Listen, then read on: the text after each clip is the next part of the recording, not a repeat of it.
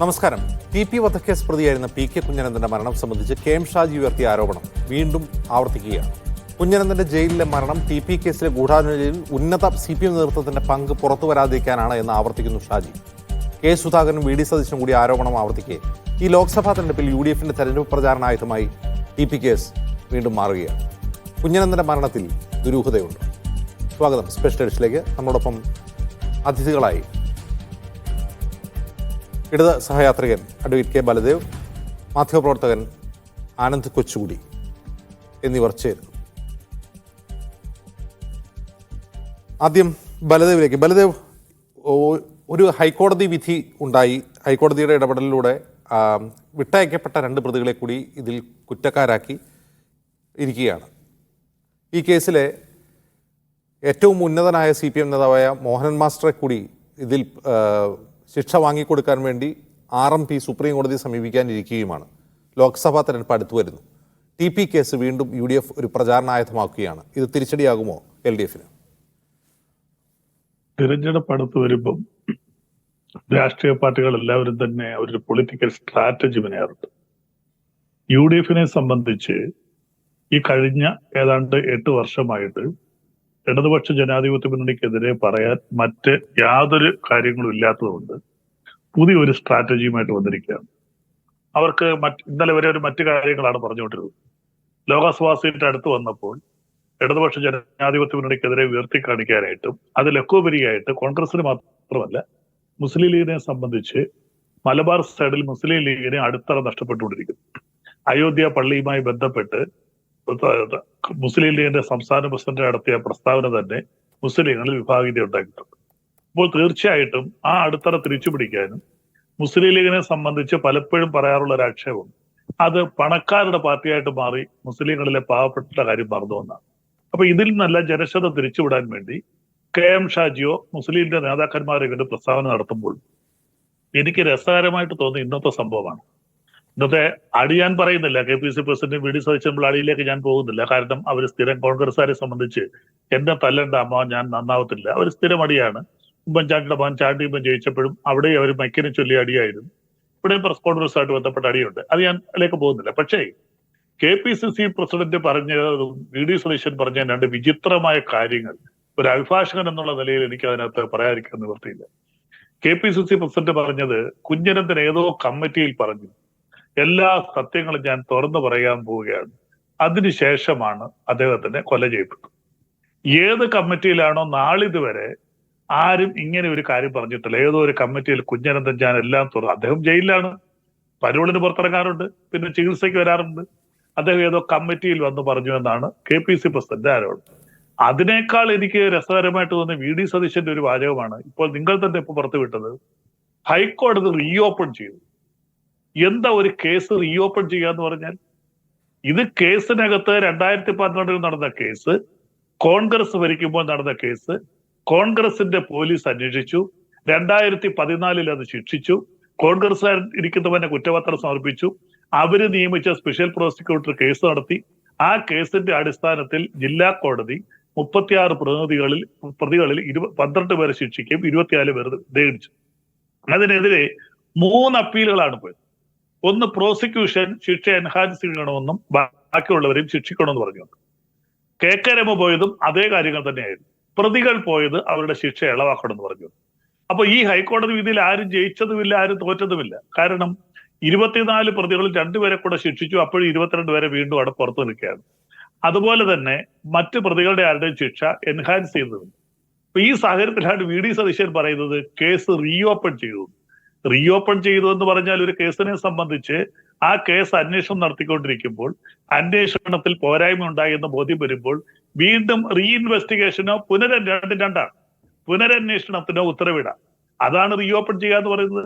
ഇവിടെ കേസിന്റെ കുറ്റപത്രം സമർപ്പിച്ചു കഴിഞ്ഞു. VD സതീശന്റെ MLA ആയിട്ട് അദ്ദേഹം MLA ആയിട്ടിരുന്ന നിയമസഭയിൽ നിന്നാണ് ഇരുന്ന സമയത്താണ് ഈ കേസിന്റെ അന്വേഷണം പൂർത്തീകരിച്ച് 6 മാസത്തിനുള്ളിൽ കൊടുക്കുകയും അതുപോലെ തന്നെ ചാർജ് ഫ്രെയിം ചെയ്യുകയും വിറ്റ്നസിനെയൊക്കെ വിസ്തരിക്കുകയും അതിനുശേഷം 2014 തന്നെ ജാനുവരി 22 ഈ കേസിന് ട്രയൽ കോടതി വിധി പറയും.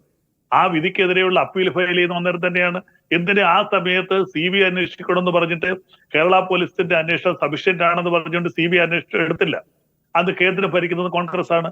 കോൺഗ്രസിന്റെ ഭാഷയിൽ തന്നെ പറഞ്ഞാൽ CBIയും കേന്ദ്ര അന്വേഷണ ഏജൻസികളും കേന്ദ്ര ഗവൺമെന്റ് കളിത്തത്തെയാണെന്നാണ് ഇപ്പോൾ കോൺഗ്രസ്സുകാർ പറയുന്നത്. അപ്പോൾ ആ രീതിയിൽ പറഞ്ഞാൽ എന്തുകൊണ്ട് CBI എന്ന് അന്വേഷിച്ചില്ല എന്നുള്ളൊരു ചോദ്യം അവിടെ നിൽക്കുന്നു. ഇപ്പോൾ അവർ പറയുന്നത് എന്താ, ഇത് CBI അന്വേഷിക്കണം. അങ്ങനെ CBI അന്വേഷിക്കണം എന്നുണ്ടെങ്കിൽ കോൺഗ്രസ് ഭരിച്ചിരുന്നു, കേന്ദ്രവും കോൺഗ്രസ് ഭരിച്ചിരുന്നു. അപ്പോൾ തീർച്ചയായിട്ടും കേന്ദ്രത്തിൽ സ്വാധീനം ചെലുത്തി അന്ന് തന്നെ CBIക്ക് വിടാമായിരുന്നു. അപ്പോൾ ഈ എവിഡൻസുകൾ ക്ലോസ് ചെയ്ത് കുറ്റപത്രമെല്ലാം കൊടുത്തത് പരിപൂർണമായ ഉത്തരവാദികൾ കോൺഗ്രസ്സുകാരാണ്. അതിനകത്ത് എന്തെങ്കിലും പോരായ്മ പറ്റിയിട്ടുണ്ടെങ്കിൽ അതിന്റെ പരിപൂർണ ഉത്തരവാദിത്വം VD സതീശൻ കൂടി MLA ആയിട്ടിരുന്ന 2014 ആ നിയമസഭ തന്നെയാണ്. അപ്പോൾ അതിന് പരിപൂർണ ഉത്തരവാദിത്വം അവർക്ക് തന്നെയാണ്. അത് മറച്ചു വെച്ചുകൊണ്ട് ഇടതുപക്ഷ ജനാധിപത്യ മുന്നണിക്കെതിരെ പറയാനോ പ്രവർത്തിക്കാനോ പൊതുജനങ്ങളുടെ മുന്നിൽ എടുത്തു കാണിക്കാനോ യാതൊന്നുമില്ല. അതിന്റെ തെളിവാണ് ഇപ്പോൾ നടന്ന ത്രിതല പഞ്ചായത്തിലേക്ക് നടന്ന തെരഞ്ഞെടുപ്പുകൾ. ആ ത്രിതല പഞ്ചായത്ത് തെരഞ്ഞെടുപ്പിൽ ഇടതുപക്ഷ ജനാധിപത്യ മുന്നണിക്ക് ഞങ്ങൾ പ്രതീക്ഷിച്ചതിനേക്കാൾ കൂടുതൽ വിജയം കിട്ടി. അതിന്റെ കാരണം എന്താ? കോൺഗ്രസിനകത്തോ ഞങ്ങളുടെ നന്മ കൊണ്ട് മാത്രമല്ലത്, ഞങ്ങളുടെ ഐക്യത കൊണ്ടും കോൺഗ്രസിനകത്തും UDFലും ഐക്യത ഇല്ലാത്തതുകൊണ്ടും. ഈ ഐക്യത ഇല്ലാത്തതിന്റെ കാര്യം നമുക്കറിയാം. അടുത്ത തെരഞ്ഞെടുപ്പിൽ ഒരുപക്ഷെ UDF അധികാരത്തിൽ വന്നാൽ മുഖ്യമന്ത്രി ആരാകണം എന്നുള്ളതിനെ ചൊല്ലിയുള്ള അടിയാണ് കോൺഗ്രസിൽ അങ്ങ് കോട്ടയത്ത് തുടങ്ങിയത് ഇവർ തമ്മിലുള്ള അടി. ആ അടി ഒരിക്കലും തീരത്തില്ല. എത്ര തല്ലിയാലും നന്നാവത്തില്ല, ഞങ്ങൾ നന്നാവത്തില്ല, എന്നെ തല്ലണ്ടാമോ എന്ന് പറയുന്ന രീതിയാണ് കോൺഗ്രസിനുള്ളത്. അപ്പോൾ അതുകൊണ്ട് അവരിങ്ങനെ ഓരോ യാതൊരു വിധമായ അടിസ്ഥാനമില്ലാത്ത കുറെ ആരോപണങ്ങൾ പറഞ്ഞുകൊണ്ടിരിക്കും.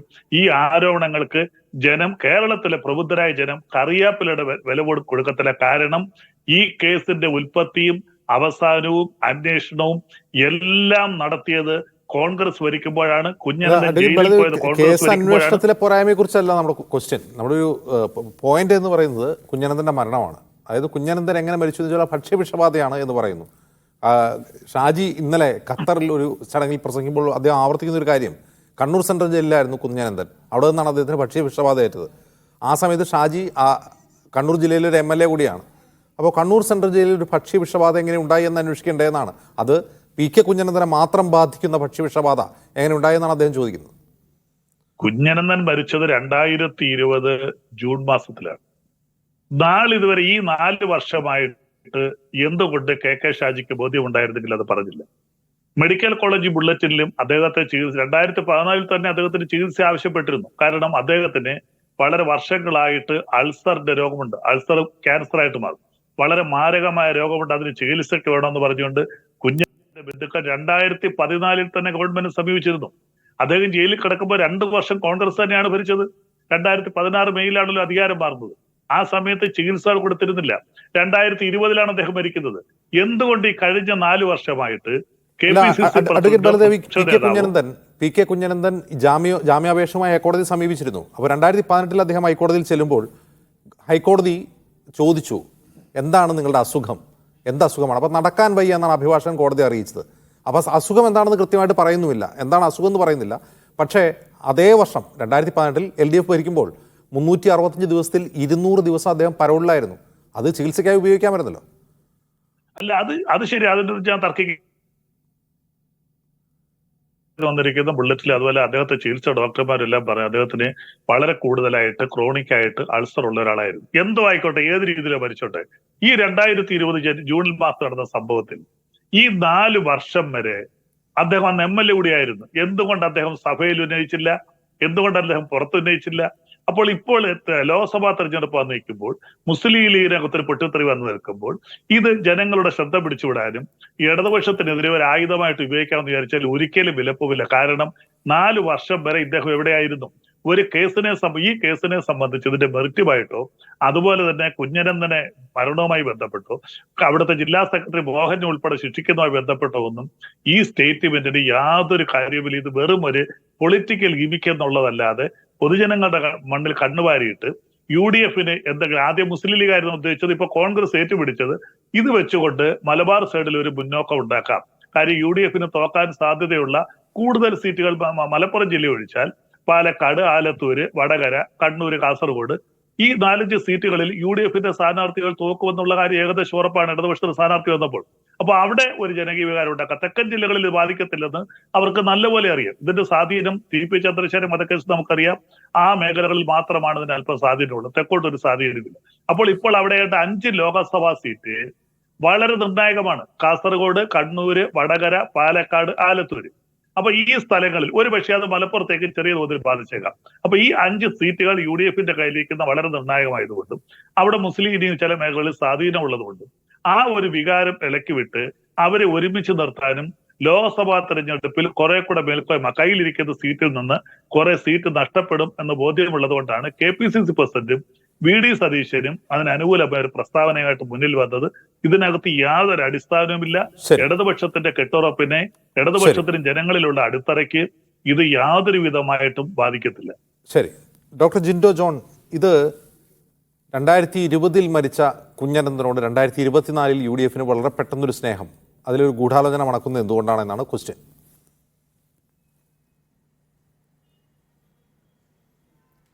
അജിംസെ, ഈ കുഞ്ഞനന്തനോട് അദ്ദേഹം ജീവിച്ചിരുന്ന കാലഘട്ടത്തിലോ അദ്ദേഹം മരണപ്പെട്ടതിന് ശേഷമോ ഇപ്പോഴോ UDF-നോ കോൺഗ്രസ്സുകാർക്ക് ആർക്കും സ്നേഹമില്ല. അങ്ങനെ സ്നേഹിക്കപ്പെടാൻ മാത്രം അത്രത്തോളം മഹാത്മാവായ ഒരു വ്യക്തിത്വമായിരുന്നു അദ്ദേഹമെന്ന് ഞങ്ങൾ ആരും വിശ്വസിക്കുന്നുമില്ല. പക്ഷേ ഇപ്പോൾ ആ പ്രത്യേക സാഹചര്യത്തിൽ ഷാജി അങ്ങനെ ഒരു പ്രസംഗത്തിന് കാരണം ഉണ്ടാകുന്നത് TP ചന്ദ്രശേഖരൻ കൊലപാതകവുമായി ബന്ധപ്പെട്ട കേസിലെ ഹൈക്കോടതിയുടെ പുതിയ വിധി വരുന്ന പശ്ചാത്തലത്തിലാണ്. അപ്പോൾ 2 CPM നേതാക്കന്മാരെ കൂടി പ്രതി ചേർക്കാനും അവരെയും കൂടി ശിക്ഷിക്കാനുള്ള തീരുമാനമെടുക്കുന്നു. അങ്ങനെ ഉള്ള സാഹചര്യം വരുന്നു. അപ്പോഴാണ് കുഞ്ഞനന്തന്റെ മരണവും ഇതിലൊരു വിഷയമായിട്ട് ഉയർന്നു വരുന്നത്. ആ സാഹചര്യത്തിലാണ് KM ഷാജിയെ പോലുള്ള ഒരാൾ പ്രസംഗിക്കുന്ന കൂട്ടത്തിൽ ഇങ്ങനെ ഒരു വിഷയം ഉന്നയിക്കുന്നത്. ഇവിടെ കുഞ്ഞനന്തന്റെ മരണം അന്വേഷിച്ചുകൊണ്ട് കുഞ്ഞനന്തനെ കൊന്ന ആളുകൾക്ക് അല്ലെങ്കിൽ കുഞ്ഞനന്തന്റെ മരണത്തിന് ഉത്തരവാദികളായ ആളുകളെ മുഴുവൻ പുറത്തു കൊണ്ടുവരുമ്പോൾ കുഞ്ഞനന്തനോട് നീതി ഉറപ്പാക്കാൻ വേണ്ടിയിട്ടല്ല ഞങ്ങൾ ആരും ഉദ്ദേശിക്കുന്നത്. പക്ഷെ കുഞ്ഞനന്തനെ പോലെ പാർട്ടിക്ക് വേണ്ടിയിട്ട് CPM-ന് വേണ്ടിയിട്ട് ആരാച്ചാരുടെ പണിയെടുത്തുകൊണ്ട് ഷാജി ആരോപിക്കുന്നില്ല. ഷാജി ഇന്നലെ നടന്നൊരു പ്രസംഗത്തിൽ പറഞ്ഞു, ഞാൻ പറഞ്ഞിട്ടില്ല അദ്ദേഹത്തെ കൊന്നതാണ് എന്ന്. അദ്ദേഹത്തിന്റെ മകൾ എഴുതിയൊരു ഫേസ്ബുക്ക് പോസ്റ്റിൽ UDF ആണ് കുഞ്ഞനന്തനെ കൊന്നതെന്ന് ആരോപിക്കുന്നുണ്ടെന്ന് അദ്ദേഹം അത് ആവർത്തിക്കുകയും ചെയ്യുന്നുണ്ട്.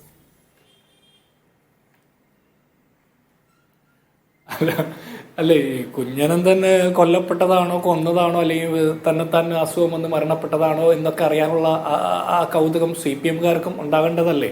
അദ്ദേഹം ഒരു ഉറുമ്പിനെ പോലും നോവിക്കാത്ത മഹാമനുഷ്കനായിരുന്നു എന്നൊക്കെ പറയുന്ന രീതിയിൽ പ്രസ്താവന ഇറക്കുന്ന CPM-ന്റെ നേതാക്കന്മാർ അദ്ദേഹത്തിന് വേണ്ടിയിട്ട് കോവിഡ് പ്രോട്ടോകോൾ പോലും ലംഘിച്ചുകൊണ്ട് അവിടെ തടിച്ചുകൂടിയ CPM-ന്റെ സഖാക്കന്മാർക്ക് അദ്ദേഹത്തിന്റെ മരണത്തെക്കുറിച്ച് KM ഷാജിയെ പോലെ ഒരു പ്രതിപക്ഷത്തിരിക്കുന്ന ഒരു മുൻ MLA ഇത്തരം ഒരു അഭിപ്രായം പറഞ്ഞപ്പോൾ അതിലൊരു സംശയം വേണ്ട എന്ന് പറഞ്ഞ് അത് അന്വേഷിച്ച് കണ്ടെത്തി അദ്ദേഹത്തിന് നീതി ഉറപ്പാക്കി കൊടുക്കാൻ, ഷാജിയുടെ ഭാഗം തെറ്റാണെങ്കിൽ തെറ്റാണെന്ന് തെളിയിക്കാനുള്ള ഒരു ആവശ്യം CPM-നും ഉണ്ടാകേണ്ടതാണ്, CPM-ന്റെ സഖാക്കന്മാർക്കും ഉണ്ടാകേണ്ടതാണ്. ഞാൻ പറഞ്ഞു വന്ന വിഷയം അതല്ല. ഞാൻ പറഞ്ഞു വന്നത് അദ്ദേഹത്തെ പോലെ എതിർചേരിയിൽപ്പെട്ട ആളുകൾ അല്ലെങ്കിൽ സ്വന്തം പാർട്ടിയിൽ തന്നെ അഭിപ്രായ വ്യത്യാസമുള്ള ആളുകൾക്കെതിരെ കൊല്ലാനും കൊലവിളി നടത്താനും ഗൂഢാലോചന നടത്താനും ഒക്കെ ഇറങ്ങി പുറപ്പെടുന്ന ആളുകൾ അവരുടെ പിൽക്കാല ജീവിതത്തെക്കുറിച്ചിട്ടും അവർക്ക് പിന്നീട് സംഭവിക്കാൻ പോകുന്ന കാര്യത്തെക്കുറിച്ചുകൂടി ഒരു ചൂണ്ടുപലക എന്നുള്ള രീതിയിലാണ് ഷാജിയുടെ പ്രസംഗത്തെ കാണേണ്ടത് എന്നാണ് എൻ്റെ അഭിപ്രായം. ശരി, ശ്രീ ആനന്ദ് കൊച്ചുകൂടി, ഇവിടെ കഴിഞ്ഞു പോയൊരു കാര്യമാണ്. പക്ഷേ ആ കേസ് ഇപ്പോഴും റെലവൻ്റായി നിൽക്കുകയാണ്. അതിൻ്റെ കാരണം എന്ന് വെച്ചാൽ ഒരാളെ കൂടി പ്രതികരണമെന്ന് ആവശ്യപ്പെട്ട് RMP സുപ്രീം കോടതിയിൽ പോവുകയാണ്, മോഹന മാസ്റ്റർ പ്രതികരണമെന്ന് ആവശ്യപ്പെട്ട്. അപ്പോഴാണ് ഈ കുഞ്ഞനന്തൻ്റെ മരണം എന്നൊരു പുതിയ കാര്യം കൂടി എടുത്തിടുന്നത്. ഇതുവരെ ആർക്കും UDF-ലെ ആർക്കും അങ്ങനെ ഒരു സംശയം ഉണ്ടായിരുന്നില്ല. ആർക്കും അത്തരമൊരു സംശയം ഉയർന്നതായും അറിയില്ല. പക്ഷേ ഇപ്പോൾ പുതുതായി അത് ആരോപിക്കുന്നതിന് പിന്നിൽ ഈ വരാൻ പോകുന്ന ഇലക്ഷൻ മാത്രമായിരിക്കുമോ ഉദ്ദേശം?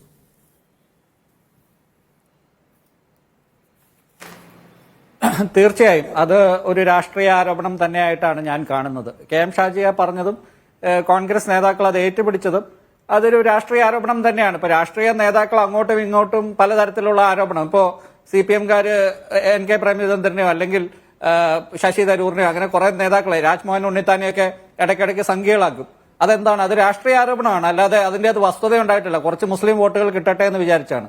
ഇതിപ്പോ വടകരയിലൊന്ന് ജയിക്കാൻ കുറച്ചുകൂടെ സഹായകമാകും എന്ന് കരുതിയാണ് KM ഷാജി ആണെങ്കിലും കോൺഗ്രസിന്റെ നേതാക്കളാണെങ്കിലും ഇങ്ങനെ ഒരു ആരോപണം ഉന്നയിക്കുന്നത്. പക്ഷേ അത് കഴിഞ്ഞിട്ട് ശ്രീ ബൽദേവ് സച്ചിദാനന്ദൻ ഇവിടെ പറഞ്ഞ ചില കാര്യങ്ങൾ വസ്തുതാവിരുദ്ധമാണ്. അത് എന്തായാലും ഇപ്പോ ഈ 14ാം പ്രതിയായിട്ടുള്ള P മോഹനൻ, ഈ ജില്ലാ സെക്രട്ടറി, ഇപ്പോഴത്തെ ജില്ലാ സെക്രട്ടറി കോഴിക്കോട്ടെ CPM-ന്റെ, അദ്ദേഹത്തെ ടെക്നിക്കൽ ഗ്രൗണ്ട്സിലാണ് ഞാനിപ്പോ ആ 100 പേജ്, ആ 150 പേജുള്ള വിധിയിൽ 43 പേജ് തൊട്ട് 141 പേജ് വരെ വായിച്ച് ഈ പ്രിന്റില് അതിന്റെ ഒരു ലേഖനം തിങ്കളാഴ്ച ഈ വിധി വരുന്ന ദിവസം കൊടുക്കാൻ വേണ്ടി ഞാനിപ്പോ അത് വായിച്ചുകൊണ്ടിരിക്കുകയായിരുന്നു. അത് വായിച്ചിട്ടാണ് വരുന്നത്. അപ്പോ അതിന്റെ അകത്ത് ഈ കുഞ്ഞനന്ദൻ 13ാം പ്രതി കുഞ്ഞനന്ദനും 14ാം പ്രതി മോഹനൻ മാഷും തമ്മിൽ സംഭാഷണം നടന്നത് ഉൾപ്പെടെയുള്ള തെളിവുകളുണ്ട്. പക്ഷേ ഈ മഹാത്മാഗാന്ധിയുടെ വധക്കേസിൽ നമ്മുടെ വി ഡി സവർക്കറെ വെറുതെ വിട്ടില്ലേ ടെക്നിക്കൽ ഗ്രൗണ്ട്സിൽ. അതുപോലെ ഒരു സാങ്കേതികമായ ഒരു കാര്യത്തിലാണ് ഇപ്പോൾ പി മോഹനൻ ഇപ്പോൾ രക്ഷപ്പെട്ട് നിൽക്കുന്നത്. ഇതിനൊരു CBI അന്വേഷണം വരികയോ അല്ലെങ്കിൽ നാളെ ഈ കേസിൽ വീണ്ടും ഒരു അന്വേഷണം, അത് CPM-ന്റെ ഭരണം ഇവിടെ ഇല്ലെങ്കിൽ ഇവിടെ കേരളത്തിലെ ഒരു അന്വേഷണ ഏജൻസി തന്നെ അന്വേഷിച്ചാലും ഇതിന്റെ ഗൂഢാലോചനയൊക്കെ പുറത്തു വരാൻ സാധ്യതയുണ്ട്. ഇപ്പോ അന്ന് അന്വേഷണ ഏജൻസികൾ കാര്യക്ഷമമായി അന്വേഷിച്ചെന്ന് തിരുവഞ്ചൂർ രാധാകൃഷ്ണൻ കഴിഞ്ഞ ദിവസവും പറയുന്നുണ്ടായിരുന്നു. അദ്ദേഹം അന്നൊരു ബുക്ക്ലെറ്റ് എഴുതിയിരുന്നു, അതും ഞാൻ വായിച്ചുകൊണ്ടിരിക്കുകയായിരുന്നു. അദ്ദേഹം ഈ TP ചന്ദ്രശേഖരൻ വധക്കേസിനെ കുറിച്ച് അന്നൊരു ചെറിയ പുസ്തകം അച്ചടിച്ചിറക്കിയിരുന്നു. പിന്നെ അന്ന് പല ആൾക്കാർ, ഇപ്പൊ ഉമേഷ് ബാബു അതുപോലെയുള്ള ഒത്തിരി ആൾക്കാർ എഴുതിയ ഒത്തിരി കാര്യങ്ങൾ, അന്നത്തെ പത്രങ്ങൾ, ഇതൊക്കെ വായിച്ചാൽ നമുക്ക് പല കാര്യങ്ങളും അതിൽ നിന്ന് വ്യക്തമാകും. ഈ കാര്യത്തിൽ CPM എന്തായാലും കുഞ്ഞനന്ദനെ കൊല്ലേണ്ട ആവശ്യം CPM-നില്ല. ഇപ്പൊ അജിംസിന്റെയും എന്റെയും സുഹൃത്തായിട്ടുള്ള നികേഷ് കുമാർ, റിപ്പോർട്ടർ ചാനലിലെ നികേഷ് കുമാർ എന്നോട് ഒരു ദിവസം ഒരു കാര്യം പറഞ്ഞത് എനിക്ക് ഓർമ്മ വരുന്നു. അദ്ദേഹം അന്ന് പറഞ്ഞത് അദ്ദേഹത്തിന്റെ അച്ഛനായിട്ടുള്ള MV രാഘവൻ അദ്ദേഹത്തെ പാർട്ടി പുറത്താക്കുകയും പിൽക്കാലത്ത് പാർട്ടി തന്നെ അദ്ദേഹത്തെ കൊല്ലാൻ നോക്കുകയൊക്കെ ചെയ്ത ഒരു കാലമൊക്കെ ഉണ്ട്. അദ്ദേഹത്തിന്റെ പാപ്പനശ്ശേരി പാമ്പ് വളർത്തൽ കേന്ദ്രം കത്തിക്കുകയും ഇവരുടെ വീട് തന്നെ അങ്ങനെ കുറെ പ്രശ്നങ്ങളൊക്കെ ഉണ്ടായ സമയത്തും അത് കഴിഞ്ഞിട്ട് വീണ്ടും പാർട്ടി അദ്ദേഹത്തെ തിരിച്ച് എടുക്കുക, അദ്ദേഹത്തിന് അൾഷിമസ് ബാധിച്ചതിന് ശേഷമാണ്. എങ്കിലും പാർട്ടിയിൽ വീണ്ടും അദ്ദേഹത്തെ വീണ്ടും പാർട്ടിയിൽ അദ്ദേഹം സമ്മതനാവുകയൊക്കെ ചെയ്തു. അപ്പൊ അന്ന് നികേഷ് കുമാർ പറഞ്ഞൊരു കാര്യമാണ്, അദ്ദേഹത്തിന്റെ ഒരു ജന്മം എന്ന് പറയുന്ന ഒരു പുസ്തകമുണ്ട്, ആത്മകഥ, MV രാഘവന്റെ. ആ പുസ്തകത്തിൽ അദ്ദേഹം ഒത്തിരി കാര്യങ്ങൾ CPM-നെ കുറ്റപ്പെടുത്തി ഒത്തിരി കാര്യങ്ങൾ ഒരു പരമ്പര കാര്യങ്ങൾ എഴുതിയിട്ടുണ്ട്. പക്ഷേ നികേഷ് കുമാർ പറയുന്നത് ഈ CPM-ന്റെ കൊലപാതകങ്ങൾ അല്ലെങ്കിൽ കൊലപാതക കഥകളൊന്നും MV രാഘവൻ അതിന്റെ അകത്ത് എഴുതിയിട്ടില്ല.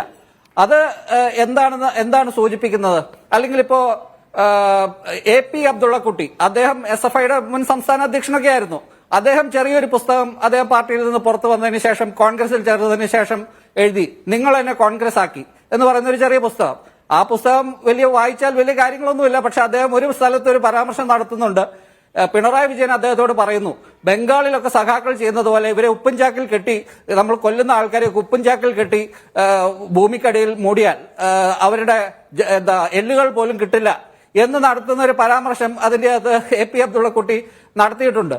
അപ്പോ ഈ കുഞ്ഞനന്ദന്റെ കാര്യത്തിലേക്ക് ഇത് രണ്ടും പറയാൻ കാര്യം, ഈ കുഞ്ഞനന്ദന്റെ കാര്യത്തിൽ വന്നാൽ കുഞ്ഞനന്ദനെ പാർട്ടി ഒരിക്കലും തള്ളി പറഞ്ഞിട്ടില്ല എന്ന് മാത്രമല്ല, KC രാമചന്ദ്രനെ പാർട്ടി തള്ളി പറഞ്ഞു. എന്നാൽ കുഞ്ഞനന്ദനെ പാർട്ടി ഒരിക്കലും തള്ളി പറഞ്ഞിട്ടില്ല. കുഞ്ഞനന്ദൻ ഒരു മഹാനായിരുന്നു. കുഞ്ഞനന്ദൻ മരിച്ചപ്പോൾ ഇവിടെ KK ശൈലജ ഉൾപ്പെടെയുള്ള ആൾക്കാരോട് പോയി മുഷ്ടി ചുരുട്ടി അഭിവാദ്യം ചെയ്യുന്നു. അവിടെ പാനൂർ ഏരിയ കമ്മിറ്റിയുടെ ഇപ്പോഴും യൂട്യൂബിൽ കിടപ്പുണ്ട് ഇതിന്റെ വീഡിയോകൾ. അന്ന് അവിടെ ആരൊക്കെ ഹാജരായിരുന്നു. പിണറായി വിജയൻ കുഞ്ഞനന്ദനെ എത്ര തവണ ജയിലിൽ പോയി കണ്ടിട്ടുണ്ട്, മുഖ്യമന്ത്രി ആയതിനു ശേഷം, അതിനു മുൻപും. KC രാമചന്ദ്രനെ പിന്നെ ഇവർക്ക് കൈയൊഴിയാതെ പറ്റില്ല. കാരണം അദ്ദേഹം അതിന്റെ ആ ഗുണ്ടാ സംഘത്തെ നിയന്ത്രിച്ചിരുന്നത് തന്നെ KC രാമചന്ദ്രനായിരുന്നു. പക്ഷേ CPM-ന്റെ കോടതിയിൽ MC ജോസഫൈൻ പറയില്ലേ, ഞങ്ങൾക്ക് പാർട്ടി കോടതിയും മറ്റേ പോലീസും ഒക്കെ ഉണ്ടത്. CPM-ന്റെ പാർട്ടി കോടതി അനുസരിച്ച് കുഞ്ഞനന്ദൻ നിരപരാധിയാണ്. പക്ഷേ KC രാമചന്ദ്രൻ അദ്ദേഹത്തിന്റെ വ്യക്തിവിരോധം തീർത്തതാണ് TP ചന്ദ്രശേഖരനെ കൊല ചെയ്തത് വഴി. എന്തായാലും കുഞ്ഞനന്ദൻ അദ്ദേഹം പാർട്ടിയോട് അവസാനം വരെ കൂറു പുലർത്തിയ, പാർട്ടിയെ ജീവന തുല്യം സ്നേഹിച്ച ഒരു നേതാവാണ്. അദ്ദേഹം മരിച്ചപ്പോൾ ഈ നേതാക്കൾ, മുതിർന്ന ഏറ്റവും വലിയ നേതാക്കൾ അവിടെ ചെന്ന് അദ്ദേഹത്തെ കുറിച്ച് പറഞ്ഞതും ഫേസ്ബുക്കിൽ പോസ്റ്റ് ഇട്ടതും, കോടിയേരി ബാലകൃഷ്ണൻ മുതൽ അന്ന് ഏറ്റവും പ്രധാനപ്പെട്ട നേതാക്കൾ പോസ്റ്റ് ഇട്ടതും ഒക്കെ വെച്ച് നോക്കിയാൽ കുഞ്ഞനന്ദൻ ആണ് ഈ രഹസ്യം പാർട്ടിയുടെ ഉന്നത നേതാക്കളിലേക്ക് എത്താതിരിക്കാൻ അന്ന് അദ്ദേഹത്തിന്റെ മൊഴികൾ വളരെ നിർണായകമായിരുന്നു. അദ്ദേഹം പാർട്ടി ഒരിക്കലും ഒറ്റിക്കൊടുത്തിട്ടില്ല. കുഞ്ഞനന്ദനെ CPM കൊന്നുവെന്ന് ഒരിക്കലും ഞാൻ വിശ്വസിക്കില്ല. അത് വെറും തികഞ്ഞ രാഷ്ട്രീയ ആരോപണമായിട്ട് ഞാൻ കാണുന്നു. അല്ല, ഷാജിയുടെ ആരോപണം ഇന്ന് സുധാകരൻ പറയുന്ന അങ്ങനെയല്ല. ഏതോ പാർട്ടി കമ്മിറ്റിയിൽ, കാരണം പാർട്ടി കമ്മിറ്റിയിൽ ജയിലിൽ കിടക്കുമ്പോഴും പാർട്ടി കമ്മിറ്റിയിൽ പോകാൻ മാത്രം സ്വാതന്ത്ര്യമുള്ള ആളായിരുന്നല്ലോ PK കുഞ്ഞനന്ദൻ. കാരണം 200 ദിവസമൊക്കെ, ഒരു വർഷം അദ്ദേഹം പരോളിലായിരുന്നു എന്ന് കോടതി തന്നെ ചൂണ്ടിക്കാട്ടിയിട്ടുണ്ട്. അപ്പോൾ ഏതോ പാർട്ടി കമ്മിറ്റിയിൽ ഞാനെല്ലാം വിളിച്ചു പറയുമെന്ന് പറഞ്ഞതിൻ്റെ പ്രതികാരമാണെന്നാണ് സുധാകരൻ ആരോപിക്കുന്നത്.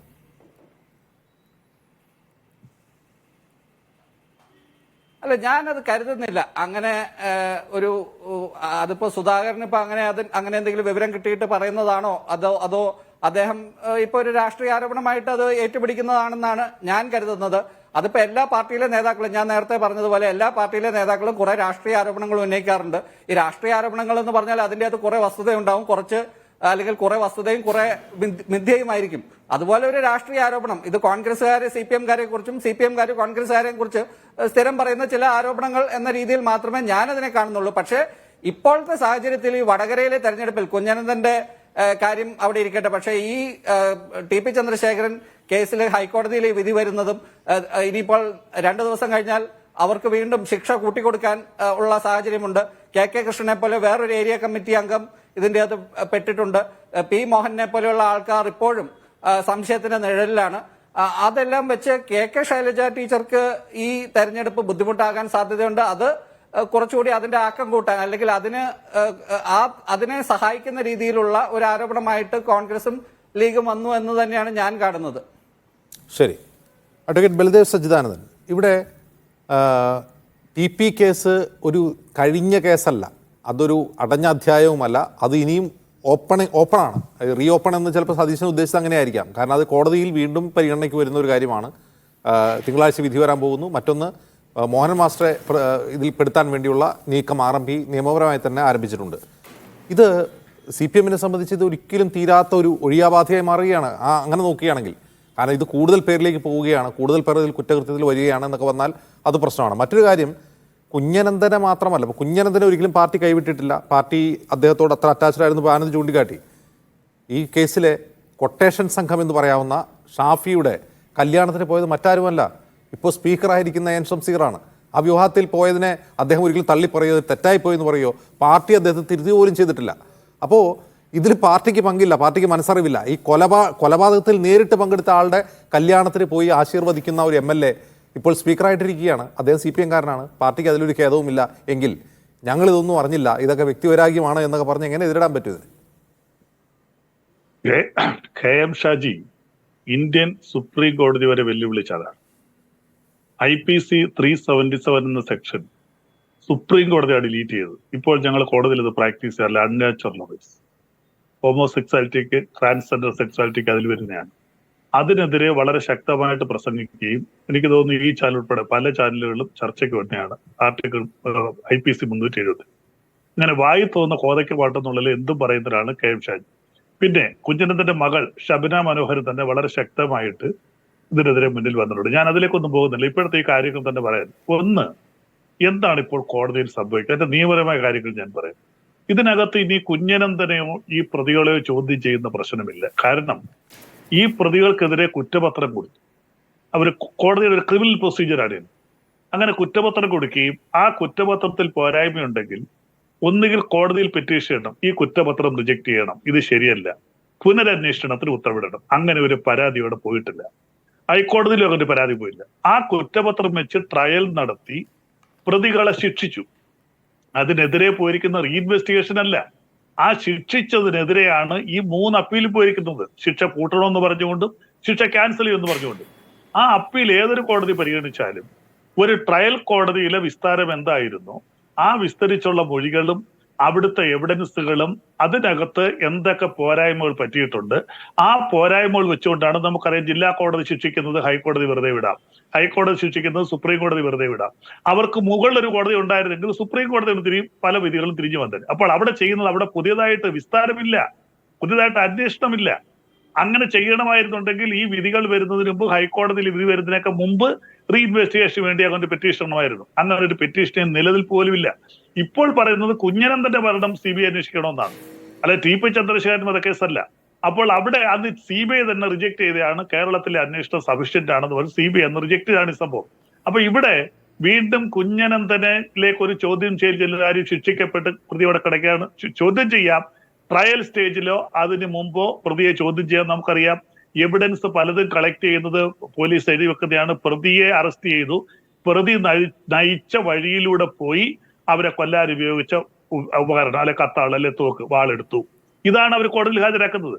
അപ്പോൾ അതെല്ലാം കൂടി വെച്ചുകൊണ്ടാണ് ട്രയൽ വരുന്നത്. അപ്പോൾ ഒരു പ്രതിയെ ശിക്ഷിക്കണമെന്നുണ്ടെങ്കിൽ ശ്രീ ആനന്ദ് കൊച്ചുകുട്ടി പറഞ്ഞതിലോട്ടുള്ള വ്യത്യാസം, it should be proved beyond doubt. 99% ഒരു പ്രതി കുറ്റക്കാരനാണെന്ന് കോടതിക്ക് ബോധ്യം വരാം. പക്ഷെ 1% സംശയമുണ്ടെങ്കിൽ ആ പ്രതിയെ ശിക്ഷിക്കാൻ പാടില്ല. അതായത് benefit of doubt goes to the accused എന്നാണ് നമ്മുടെ ശിക്ഷാ നിയമത്തിൽ പറയുന്നത്. ആ സംശയത്തിന്റെ ആനുകൂല്യത്തിലാണ് 24 പ്രതികളെ വിട്ടയച്ചത്. പക്ഷെ അത് വീണ്ടും ട്രയലിലെടുത്തപ്പോൾ ഹൈക്കോടതിക്ക് ഈ 2 പ്രതികൾ കൂടി ഈ കുറ്റം ചെയ്തതായിട്ട് തോന്നി. കാര്യം അതിന് എടുത്തത് പുതിയ ആരും വിസ്തരിച്ചല്ലത്. ഒരു സാക്ഷിയെ പോലും ഹൈക്കോടതിയിൽ വിസ്തരിച്ചിട്ടില്ല. ട്രയൽ കോടതിയിൽ ആരെയൊക്കെ വിസ്തരിച്ചോ അവരുടെ മൊഴികളും ട്രയൽ കോടതിയിൽ എന്തൊക്കെ എവിഡൻസ് പോലീസ് ഹാജരാക്കിയോ ആ എവിഡൻസുകളും ആ എംഒസും മാത്രം എടുത്ത് പരിശോധിച്ചാണ് പുതിയതായിട്ട് 2 പ്രതികളെ ശിക്ഷിക്കുകയും മറ്റുള്ളവരെ വെറുതെ വിട്ടത് ഹൈക്കോടതി അംഗീകരിക്കുകയും ചെയ്തത്. അപ്പൊ അവിടെ ഇനി പുതിയതായിട്ട് ഈ പ്രതികളെയോ മറ്റ് സാക്ഷികളെയോ ആരെയും ചോദ്യം ചെയ്യുന്ന രീതിയല്ല. ഒന്നത്. 2, ഒരു കോടതികൾക്ക് പ്രതിയെ ചോദ്യം ചെയ്യാനുള്ള അവകാശമില്ല. കോടതിക്ക് ആകെയുള്ളത് പ്രോസിക്യൂഷൻ ഹാജരാക്കുന്ന സാക്ഷികളെ വിസ്തരിക്കാനേ പറ്റൂ. പ്രതിയെ ചോദ്യം ചെയ്യാനുള്ള അവകാശം പ്രതിഭാഗം വക്കീലിനേ ഉള്ളൂ, വാദിഭാഗം വക്കീലിനില്ല. പ്രതിയെ സാക്ഷിയാക്കി വിസ്തരിക്കാൻ പ്രതിഭാഗം വക്കീലിന് ചെയ്യാം, അല്ലാതെ വാദിക്കോ പ്രോസിക്യൂഷനോ കോടതിക്കോ പ്രതിയെ വിസ്തരിക്കാനുള്ള അവകാശമില്ല. ആകെ കോടതി ചെയ്യുന്ന 2 കാര്യമാണ്. ഒന്ന്, കുറ്റം ചെയ്തോ എന്ന് ചോദിക്കും. ലാസ്റ്റിൽ 313 എന്ന് പറയും. എന്താ? ഓരോ സാക്ഷികളും പറഞ്ഞ മൊഴി പ്രതിയെ വായിച്ചു കേൾപ്പിച്ചിട്ട് ഈ പറഞ്ഞത് ശരിയാണോ പ്രതി നിഷേധിക്കും. ഇതാണ് കോടതിയിലെ പ്രൊസീജിയർ. അല്ലാതെ ഒരിക്കലും ഈ പ്രതിയെ ഇനി ചോദ്യം ചെയ്യുന്നില്ല. കാര്യം ഇവിടെ റീഇൻവെസ്റ്റിഗേഷൻ ഇല്ല. അങ്ങനെ ഇരിക്കുന്ന സാഹചര്യത്തിൽ കുഞ്ഞനന്ദനെതിരെ യാതൊരു വിധമായ നടപടികളും വരുന്നില്ല. അപ്പൊ അങ്ങനെ അതാണ് ഞാൻ പറഞ്ഞത് ഇതിനകത്തുള്ള പ്രധാനം. പിന്നെ സ്പീക്കർ അതിനെക്കുറിച്ച് ഞാൻ ചർച്ചയിലേക്ക് പോകുന്നില്ല. ഇപ്പൊ പാർട്ടിക്കാരെ സംബന്ധിച്ച് ഞങ്ങളൊക്കെ പാർട്ടിക്കാരാണ്. കുറ്റം ചെയ്യുന്നവരൊക്കെ ഉണ്ടാവും, പല കേസിലും പ്രതിയാവും. അവരുടെയൊക്കെ വീട്ടിൽ കല്യാണങ്ങളൊക്കെ വന്ന് അവർ വീട്ടിൽ വന്ന് വിളിച്ചാൽ ഞാനും ഒക്കെ പോകാറുണ്ട്. നമ്മുടെ പാർട്ടിയിൽ കൊച്ചു പാർട്ടികളിൽ അതിനകത്തെ കേസിൽ പ്രതി, അടിക്കേസ്, വെട്ടുകേസും ഒക്കെ പ്രതിയാവുന്നവരുണ്ട്. കേസുകൾ ഞങ്ങളൊക്കെ തന്നെയാണ് നടത്തുന്നത്. പക്ഷേ സംഘർഷം ഉണ്ടായി കഴിഞ്ഞാൽ അവരുടെ വീട്ടിൽ വിവാഹത്തിനൊക്കെ വന്ന് വിളിച്ചാൽ പോകാറുണ്ട്. അതിന് നമ്മൾ ആരും ഇതിൽ എക്സാറേറ്റ് ചെയ്ത് കാണേണ്ട കാര്യമൊന്നുമില്ല. അപ്പൊ ഇവിടെ ഇതിനകത്ത് തീർച്ചയായിട്ടും ഒരു റീഇൻവെസ്റ്റിഗേഷൻ നാളിതുവരെ സാധ്യതയില്ലാത്തടത്തോളം കാലം ഇതിനകത്ത് കുഞ്ഞനന്ദനെതിരെ അന്വേഷണം ചെല്ലുകയോ കുഞ്ഞനന്ദനെ ചോദ്യം ചെയ്യുകയില്ല. കാര്യം അദ്ദേഹം ശിക്ഷിച്ച് ജയിലിൽ കിടക്കുകയാണ്. പക്ഷെ റീഇൻവെസ്റ്റിഗേഷൻ ഉണ്ടായിരുന്നെങ്കിൽ ശരിയാണ്, ആ പ്രതിയെ അന്വേഷണ ഏജൻസിക്ക് വേണമെങ്കിൽ കോടതി ചോദ്യം ചെയ്യാറില്ല. കോടതിക്ക് ഒരിക്കലും പ്രതികളെ ചോദ്യം ചെയ്യാറില്ല. അപ്പോൾ ഇനി പുറത്തു വരാനുള്ള വിധി എന്ന് പറയുന്നത് ഈ 2 പേരെ കൂടെ ശിക്ഷിച്ചു, അവർക്ക് വരുന്ന ശിക്ഷ എന്താണ്, അത് മാത്രമേ ഉള്ളൂ. പിന്നെ അടുത്ത സ്റ്റേ എന്ന് പറയുന്നത് ഇപ്പൊ ഡിവിഷൻ ബെഞ്ചാണ് പറഞ്ഞിരിക്കുന്നത്. അപ്പൊ അടുത്ത സ്റ്റേ എന്ന് പറയുന്നത് സുപ്രീം കോടതിയിലേക്ക് പോവുകയാണ്. സുപ്രീം കോടതി പരിഗണിക്കുന്നത് എന്താ? സുപ്രീം കോടതി പുതിയതായിട്ട് ഒരു എവിഡൻസും ഇല്ല. ഈ ട്രയൽ കോടതിയിൽ എന്തൊക്കെ എവിഡൻസ് കൊണ്ടുവന്നു, ഹൈക്കോടതി എങ്ങനെ അത് ഇന്റർപ്രറ്റ് ചെയ്ത് പുതിയ 2 പേരെ ശിക്ഷിച്ചോ, ഈ കാര്യങ്ങൾ പരിഗണിച്ച് ആ 2 പേരെ ശിക്ഷിച്ചത് ശരിയാണോ, ബാക്കിയുള്ളവർ വെറുതെ വിട്ടത് ശരിയാണോ, ഇവരുടെ ശിക്ഷ എൻഹാൻസ് ചെയ്യണോ, ശിക്ഷ കുറയ്ക്കണോ, ഇത്രയും കാര്യങ്ങൾ മാത്രമാണ് സുപ്രീം കോടതിയിൽ അപ്പീൽ പോകുമ്പോൾ കൊടുക്കുന്നതും മറിച്ച് തിരിച്ചു കൊടുക്കുന്നതും അത് തന്നെയാണ്. ഒരു കൂട്ടർ എൻഹാൻസ് ചെയ്യാൻ കൊടുക്കും, ഒരു കൂട്ടർ റെഡ്യൂസ് ചെയ്യാൻ കൊടുക്കും, അല്ലെങ്കിൽ ഇല്ലാതാക്കാൻ കൊടുക്കും. അപ്പൊ അതുകൊണ്ട് ഈ പറയുന്ന കാര്യങ്ങൾക്കകത്ത് നിയമപരമായ സാധുതകൾ ഒട്ടും തന്നെ ഇല്ല. ഇത് ഞാൻ നേരത്തെ പറഞ്ഞതുപോലെയും ബഹുമാനപ്പെട്ട ശ്രീ ആനന്ദ് കൊച്ചുകുട്ടിയും പറഞ്ഞ ഒരു കാര്യം അതുപോലെ തന്നെയാണ്.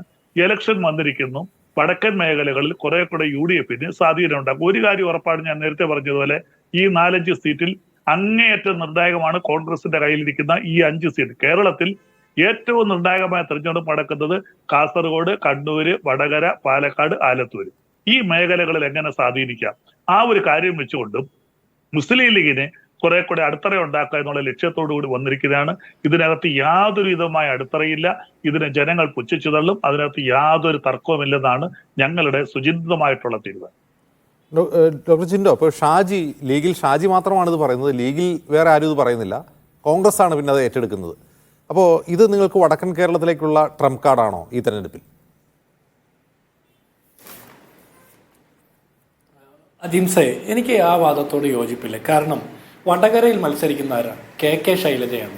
കുഞ്ഞനന്ദൻ മരിക്കുമ്പോൾ അവിടെ പോയി അദ്ദേഹത്തിന് അഭിവാദ്യം അർപ്പിക്കുകയും അദ്ദേഹത്തിന് വേണ്ടിയിട്ട് ഫേസ്ബുക്കിൽ എഴുതുകയും വീര സഖാവായിരുന്നു എന്നൊക്കെ വാഴ്ത്തിപ്പാടിയ ശൈലജയാണ് വടകരയിൽ തന്നെ മത്സരിക്കുന്നത്. അപ്പോൾ ബൽദേവ് തന്നെ പറഞ്ഞ 5 സീറ്റുകളിലും ലീഗിന്റെ സ്ഥാനാർത്ഥികളല്ല മത്സരിക്കുന്നത്. അപ്പോൾ KM ഷാജിക്ക് പ്രത്യേക താല്പര്യം എടുത്തിട്ട് അവിടെ ലീഗിന് അടിത്തറ ഉണ്ടാക്കണം എന്ന് തോന്നുന്നില്ല.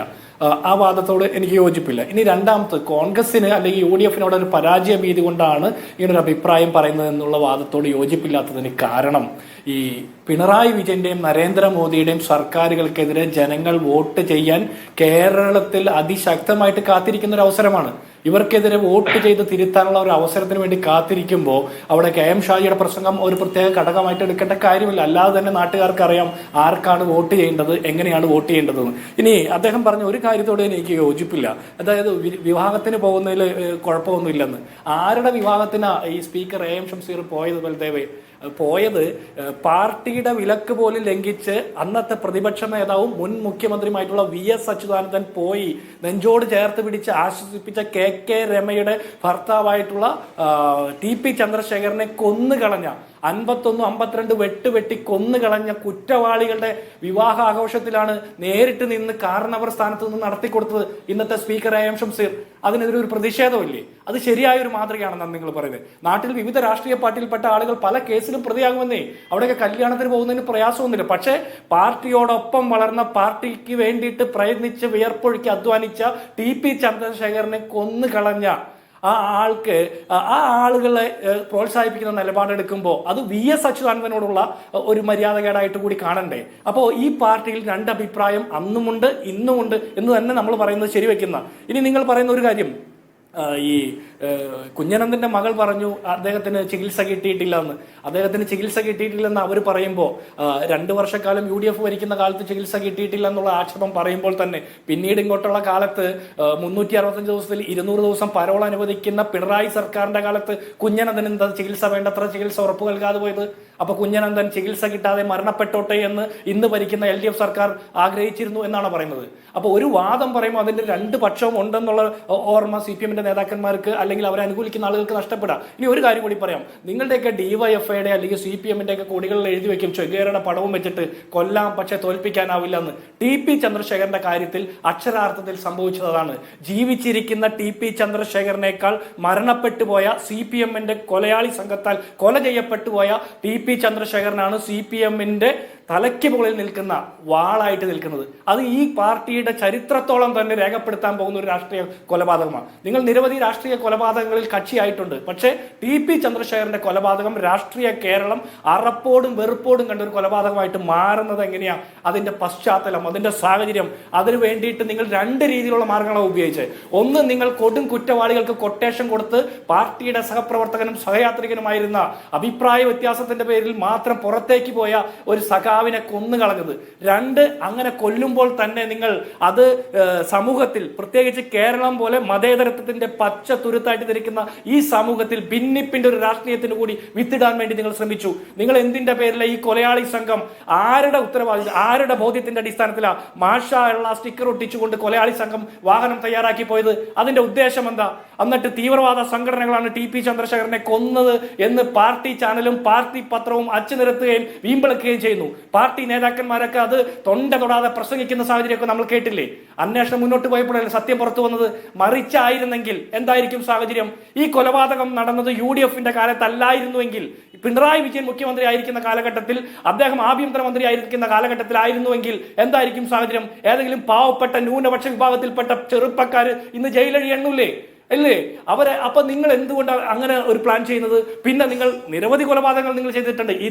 ഇതേ മോഡസ് ഓപ്പറാൻഡിയിൽ നിങ്ങൾ കൊല്ലുന്നു, നിങ്ങൾ അതിന്റെ രക്തത്തിൽ മുക്കിയ തൂവാൽ RSS-കാരന്റെ വീട്ടുപടിക്കിലേക്ക് എറിയുന്നു, അല്ലെങ്കിൽ നിങ്ങൾ കൊല്ലുന്നു, അതിൽ മാഷാള്ള സ്റ്റിക്കർ ഒട്ടിക്കുന്നു, അല്ലെങ്കിൽ ന്യൂനപക്ഷ സമുദായത്തിൽപ്പെട്ട ആളുകളാണെന്ന് പറയുന്നു, തീവ്രവാദ സംഘങ്ങളുടെ കൊലപാതകമാണെന്ന് പറയുന്നു, കൊട്ടേഷൻ ആണെന്നൊക്കെ പറയുന്നു. അതുകൊണ്ട് CPM ഉദ്ദേശിക്കുന്നത് എന്താ? ഒരേ സമയം പാർട്ടിക്കെതിരെ അഭിപ്രായം പറയുന്ന ആളുകളെ കൊന്നു തള്ളുന്നതിനോടൊപ്പം തന്നെ കേരളത്തിൽ വർഗീയ ധ്രുവീകരണത്തിന് വേണ്ടിയിട്ട് RSS എടുക്കുന്ന അതേ പരിപാടി തന്നെയാണ് CPM ശ്രമിച്ചത്.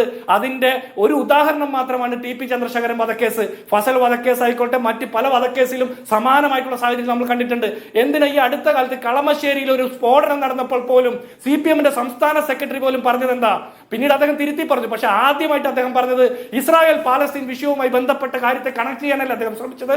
ആ പ്രതി സ്വയം വന്ന് കുറ്റം ഏറ്റില്ലായിരുന്നെങ്കിൽ കളമശ്ശേരി സ്ഫോടനത്തിന്റെ ചരിത്രം എന്താകുമായിരുന്നു? നമ്മളൊന്ന് ആലോചിക്കണ്ടേ? ഈ കഴിഞ്ഞ ദിവസം CPM-ന്റെ തന്നെ ലോക്കൽ സെക്രട്ടറി സത്യനാഥനെ ബ്രാഞ്ച് സെക്രട്ടറി ആയിരുന്ന അഭിലാഷ് വെട്ടിക്കൊന്നതുമായി ബന്ധപ്പെട്ട വിഷയത്തിൽ സത്യാനന്തര കാലത്തെ വലിയ അപ്പസ്തോലനായിട്ട് മാറുന്ന M. സ്വരാജ് അടക്കമുള്ള CPM-ന്റെ നേതാക്കന്മാർ, DYFIയുടെ നേതാക്കന്മാരൊക്കെ ഒരു ഉത്തരവാദിത്വ ബോധവുമില്ലാതെ RSSന്റെ തലയിൽ കെട്ടിവെക്കാൻ നോക്കുന്നത് നമ്മൾ കണ്ടില്ലേ?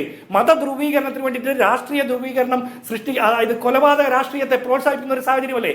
RSSന്റെ രാഷ്ട്രീയത്തെ ഒരു രീതിയിലും കോൺഗ്രസ് അംഗീകരിക്കുന്നില്ല, പ്രോത്സാഹിപ്പിക്കുന്നില്ല, തള്ളിപ്പറയുന്നു. പക്ഷെ അതേ നിലപാട് തന്നെ കൊലപാതക രാഷ്ട്രീയത്തെ പ്രോത്സാഹിപ്പിക്കാൻ വേണ്ടിയിട്ട്, അതിൽ നിന്ന് ലാഭം കൊയ്യാൻ വേണ്ടിയിട്ട്, അതിൽ നിന്ന് നേട്ടം കൊയ്യാൻ വേണ്ടിയിട്ട് CPM ഉപയോഗിക്കുമ്പോൾ RSSും CPM-ഉം തമ്മിൽ കേരളത്തിൽ വർഗീയ ധ്രുവീകരണത്തിന് വേണ്ടി ശ്രമിക്കുന്ന കാര്യത്തിൽ ഒരു വ്യത്യാസവുമില്ല എന്ന കാര്യം ഞാൻ ഉറപ്പിച്ച് പറയാം. ഇനി ഒരു കാര്യം കൂടി പറയാം. കുഞ്ഞനന്തൻ മരിച്ചിട്ടില്ല, ജീവിക്കുന്നു ഞങ്ങളിലൂടെ എന്ന് പറഞ്ഞ് ആയിരക്കണക്കിന് CPM-ന്റെ സഹാക്കന്മാർ മുദ്രാവാക്യം വിളിച്ചില്ലേ? ആ കുഞ്ഞനന്തൻ ഇന്നും ജീവിച്ചിരിക്കുന്നുണ്ട് എന്ന് തന്നെ ഞങ്ങളുടെ ബോധ്യം. കാരണം ഈ മുദ്രാവാക്യം വിളിച്ച, കൊലവിളി നടത്തുന്ന, കൊലപാതകയെ പോലും എൻഡോഴ്സ് ചെയ്യുന്ന, പ്രോത്സാഹിപ്പിക്കുന്ന കേരളത്തിന്റെ സ്പീക്കർ അടക്കമുള്ള നേതാക്കന്മാരൊക്കെ കുഞ്ഞനന്തന്റെ ആത്മാവ് ശിരസ വഹിച്ചുകൊണ്ട് മുന്നോട്ട് പോകുന്ന ആളുകളാണ്. നാളുകളിലും ഇവർക്കെതിരെ അഭിപ്രായ വ്യത്യാസമുള്ള ആളുകളെ ഇവർ കൊല്ലും, ഇവർ കൊല്ലാൻ പ്രോത്സാഹിപ്പിക്കും, ഇവർ ഗൂഢാലോചന നടത്തും, അവരെ സഹായിക്കും, അവർക്ക് വേണ്ട എല്ലാ പിന്തുണയും കൊടുക്കും. അത് കഴിഞ്ഞ് മുടക്കോഴി മലയിൽ അവർക്ക് സംരക്ഷണ കവചമൊരുക്കും. അതൊക്കെ ചെയ്യില്ലേ നിങ്ങൾ? ഇത് P. മോഹനൻ രക്ഷപ്പെട്ടത് ബലദേവ് തന്നെ പറഞ്ഞൊരു കാര്യമുണ്ട്. ബെനഫിറ്റ് ഓഫ് ഡൗട്ട് കൊണ്ടാണ് 24 പ്രതികളെ വിചാരണ കോടതി വെറുതെ വിട്ടതും അത് പിന്നീട് വന്നപ്പോൾ 2 പ്രതികൾ കൂടി ശിക്ഷിക്കപ്പെടുന്ന സാഹചര്യം ഉണ്ടായിരുന്നു. അപ്പോൾ 22 പ്രതികൾ, P. മോഹനൻ അടക്കമുള്ള 22 പ്രതികൾ ശിക്ഷിക്കപ്പെടാതെ പോയത് 99% അവർക്കെതിരെ തെളിവുണ്ടായിട്ടും 1% ബെനഫിറ്റ് ഓഫ് ഡൗട്ട് കൊണ്ടാണ്.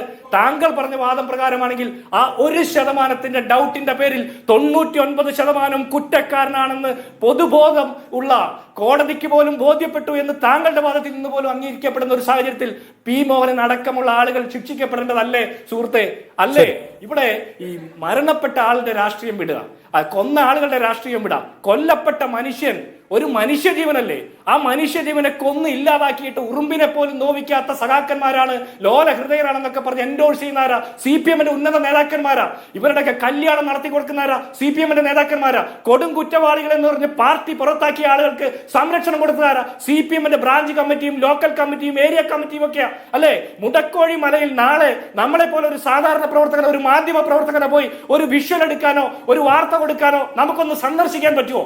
അവിടെ എങ്ങനെയാ ഈ പാർട്ടിയുടെ കൊലപാതകി സംഘങ്ങൾക്ക് സംരക്ഷണം കിട്ടിയത്?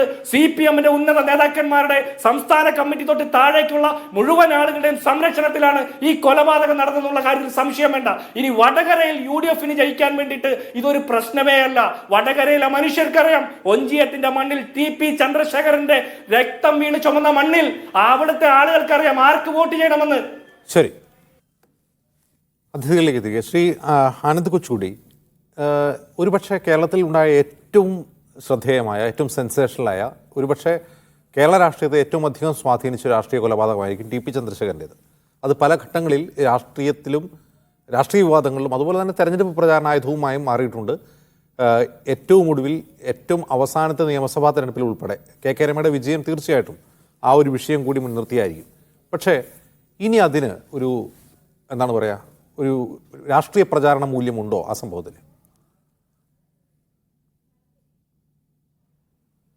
തീർച്ചയായും അജിംസ്, അതിന് ഇപ്പോഴും ഒരു രാഷ്ട്രീയ പ്രചാരണ ആയുധമായിട്ട് ഉപയോഗിക്കാൻ പറ്റുന്ന ഒരു വിഷയം തന്നെയാണ്. കാരണം കേരളത്തിൽ ഇതുപോലെ നിഷ്ഠൂരമായിട്ടുള്ള, പ്രാകൃതമായിട്ടുള്ള, ബാർബാറിക് ആയിട്ടുള്ള ഒരു എന്താ പറയുന്നത്, ഒട്ടും ഒരു മനുഷ്യത്വരാഹിത്യമായിട്ട് 51 വെട്ടി മുഖം വികൃതമാക്കി നടത്തിയ സ്വന്തം പാർട്ടിക്കാരനെയാണെന്ന് വിചാരിക്കണം. ഇതില് ശ്രീ ബലദേവ് പറയുന്നത് പോലെ അത് അദ്ദേഹം ഒരു അഭിഭാഷകനാണ്, പക്ഷെ അദ്ദേഹത്തിന്റെ പക്ഷം പിടിച്ചാണ് പറയുന്നത്. അദ്ദേഹം പറയുന്നുണ്ട് 99% സംശയം ഉണ്ടെങ്കിലും 1% ആനുകൂല്യത്തിൽ, സംശയത്തിന്റെ ആനുകൂല്യത്തിൽ മറ്റ് തെളിവുകൾ ഉള്ളപ്പോൾ തന്നെ, സർക്കംസ്റ്റാൻഷ്യൽ എവിഡൻസ് ഉള്ളപ്പോൾ തന്നെ, അതിൽ ക്ലിഞ്ചിങ് എവിഡൻസ് ഇല്ലെങ്കിൽ 1% സംശയത്തിൽ വിടാം എന്ന് അദ്ദേഹം പറയുന്നത് ശരിയാണ്. പക്ഷെ അദ്ദേഹം പറയുമ്പോൾ ഈ 1 തൊട്ട് 7 വരെയുള്ള ആ കൊട്ടേഷൻ സംഘം, 7 തൊട്ട് 8 തൊട്ട് 13 വരെയുള്ള 13ാം പ്രതി കുഞ്ഞനന്തനാണ്. അവരെ എല്ലാം ഇപ്പൊ ശിക്ഷിച്ചിരിക്കുന്നു. അതിൽ 11ാം പ്രതി KK കൃഷ്ണനും 13ാം പ്രതി ജ്യോതി ബാബുവും ഇവരെ ഇപ്പൊ വീണ്ടും ശിക്ഷിച്ചിരിക്കുകയാണല്ലോ. ഇവര് രണ്ടുപേരും കുറ്റക്കാരാണെന്ന് കണ്ടെത്തിയിരിക്കുന്നു. അടുത്ത ആൾ ആരാണ്? P. മോഹനാണ് 14ാം പ്രതി. അതിനുശേഷമുള്ള ആൾക്കാരെയാണ് വിട്ടയച്ചിരിക്കുന്നത്. P. മോഹനൻ ഇതില് കുറ്റക്കാരനാണ് എന്ന് ആ വിധി വായിച്ചു നോക്കിയാൽ സാമാന്യ ബുദ്ധിയുള്ള ആർക്കും മനസ്സിലാകുന്ന ഒരു കാര്യമാണ്. ട്രയൽ കോടതിയിൽ നടന്ന കാര്യങ്ങൾ തന്നെ ആ നടന്ന ട്രയൽ തന്നെ വെച്ചാണ് ഈ ഹൈക്കോടതി ഉത്തരവിട്ടിരിക്കുന്നത് എന്നുള്ളതെല്ലാം വസ്തുതയായിരിക്കെ അന്ന് നടന്ന ട്രയൽ വാദങ്ങൾ തന്നെ വെച്ച് നോക്കിയാൽ ഈ 13-ാം പ്രതി കുഞ്ഞനന്ദനും 14-ാം പ്രതി പി മോഹനും മറ്റ് പ്രതികളും കൂടി ഒരു ഗൂഢാലോചന നടത്തുന്നത് പോലും അല്ലെങ്കിൽ അവർ തമ്മിലുള്ള ഫോൺ സംഭാഷണങ്ങൾ, ഈ ചില ഫോൺ സംഭാഷണങ്ങൾ അത് രേഖയായിട്ട് അല്ലെങ്കിൽ അത് ഉൾപ്പെടുത്തുകയും അത് തെളിവായിട്ട് സ്വീകരിക്കുകയും മറ്റു ചിലത് തെളിവല്ലാതെ തെളിവായിട്ട് സ്വീകരിക്കാതിരിക്കുകയും ഒക്കെ ചെയ്യുന്നുണ്ട് ഹൈക്കോടതി. പക്ഷേ ആ തെളിവായിട്ട് സ്വീകരിച്ച ഫോൺ കോളുകൾ പോലും കുഞ്ഞനന്ദനും പി മോഹനനുമായിട്ട് ഈ കൊലപാതകം നടക്കുന്നതിന് തൊട്ട് മുമ്പ് ഉണ്ടാകുന്നുണ്ട്. അപ്പൊ അതൊക്കെ വായിച്ചാൽ പി മോഹനൻ ഇതില് കുറ്റക്കാരൻ തന്നെയാണ്. പി മോഹനൻ കുറ്റക്കാരനാണെങ്കിൽ അന്നത്തെ കണ്ണൂർ ജില്ലാ സെക്രട്ടറി ആയിരിക്കുന്ന ന്യായമായും ആർക്കും നമുക്ക് സംശയിക്കാം, അന്നത്തെ കണ്ണൂർ ജില്ലാ സെക്രട്ടറി ആയിരിക്കുന്ന പി ജയരാജൻ ഇതറിയാതെ നടക്കുമോ? കാരണം ഈ ഗുണ്ടാ സംഘം, ഈ കൊട്ടേഷൻ സംഘം കണ്ണൂരിൽ നിന്നാണ് വരുന്നത്. അന്നത്തെ പാർട്ടി സെക്രട്ടറി ആയിരുന്ന ഇപ്പോഴത്തെ നമ്മുടെ മുഖ്യമന്ത്രി, കൈകൾ ശുദ്ധമാണ് എന്ന് കൂടെ പറയുന്ന മുഖ്യമന്ത്രി, അദ്ദേഹം അറിയാതെയൊക്കെ ഇത് നടക്കുമോ എന്ന് ആർക്കെങ്കിലും ഒക്കെ സംശയം തോന്നാൻ സാധ്യതയില്ലേ? ഇത് CPM എന്ന് പറയുന്ന ഒരു പാർട്ടിയിലെ മുകളിൽ നിന്ന് താഴേക്ക് റിപ്പോർട്ട് ചെയ്യുന്ന ഡെമോക്രാറ്റിക് സെൻട്രലിസം എന്ന തത്വത്തിൽ പ്രവർത്തിക്കുന്ന ഒരു പാർട്ടി. നമുക്കറിയാം, പണ്ട് VS പക്ഷം, പിണറായി പക്ഷം എന്നൊക്കെ ഉണ്ടായിരുന്നു. ഈ ഏറാമല പഞ്ചായത്തിലെ ഒരു ചെറിയ വിഷയത്തിൽ തുടങ്ങി 2009 ലോക്സഭാ തെരഞ്ഞെടുപ്പിൽ മത്സരിച്ച് അവിടെ പി സതീദേവി തോറ്റതിന്റെ പശ്ചാത്തലത്തിൽ, പി സതീദേവി ആരാണ്? പി ജയരാജന്റെ സഹോദരിയാണ്. അപ്പൊ അങ്ങനെ അന്ന് തുടങ്ങി 2012 വരെ ഈ തെങ്ങിൻ പൂക്കല പോലെ ചിതറും എന്ന് അദ്ദേഹത്തെ ഈ TP ചന്ദ്രശേഖരന്റെ തല തെങ്ങിൻ പൂക്കല പോലെ ചിതറും എന്ന് പ്രസംഗിച്ച KK കൃഷ്ണനെ ഇപ്പോൾ ഹൈക്കോടതി കുറ്റക്കാരനാണെന്ന് കണ്ടെത്തിയിട്ടുണ്ട്. അപ്പോൾ രാമൻപിള്ളയെ പോലെയുള്ള വക്കീലന്മാരെയൊക്കെ വെച്ച് രാമൻപിള്ള അതിന്റെ വാദം ഉന്നയിക്കുന്നുണ്ട്.